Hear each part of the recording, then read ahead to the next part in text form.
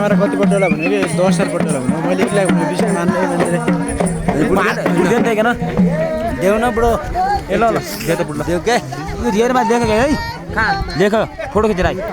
मेरो मोबाइल सिधै छ कहाँ छ अहिले एउटा भारत दर्शन दिएछ नि हामीले मोबाइल अहिले एउटा भारत दर्शन मोबाइल जाऊ जाऊ